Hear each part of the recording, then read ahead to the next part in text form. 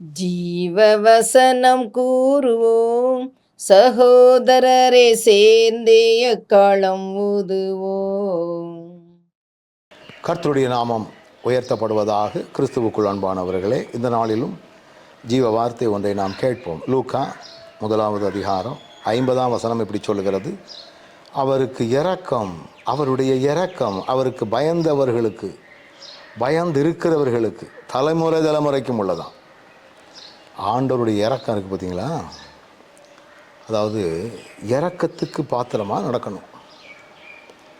பர்த்திமேயு அப்படின்னு ஒரு கண் பார்வை இழந்த ஒரு மாற்றுத்திறனாளி ஒரு சூழலிலே, ஆண்டவரே எனக்கு இறங்கும், அவ்வளோதான் கேட்டான். எனக்கு இறங்கும்.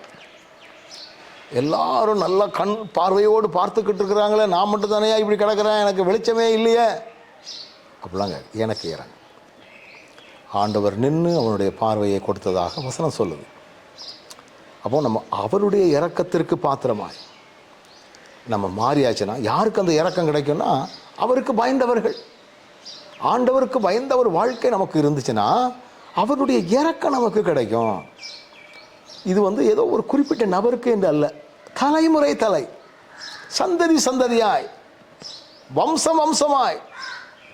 அப்போ நான் ஆண்டவருடைய இரக்கத்திற்கு பாத்திரமாக கர்த்தருக்கு பயந்த ஒரு வாழ்க்கை வாழ்ந்தால், என்னை மாத்திரமல்ல, என்னுடைய சந்ததியை கூட ஆண்டவர் அந்த இரக்கத்திற்கு பாத்திரமாக அவர் உருவாக்குகிறார், மாற்றுகிறார்.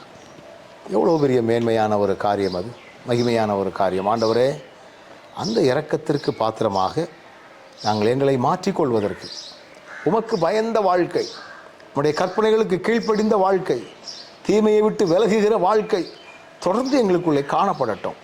உம்முடைய இரக்கம் மட்டும் எங்களுக்கு கிடைச்சா போதும். அதை விட ஒரு மேலான வாழ்க்கை, ஆசீர்வாதம் வேற ஒன்றுமே இல்லையே.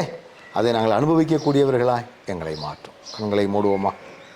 நல்ல ஆண்டவரே, உம்முடைய இரக்கம் அவருக்கு பயந்தவர்களுக்கு தலைமுறைக்கும் உள்ளதுன்னு சொல்லியிருக்கிறீரே.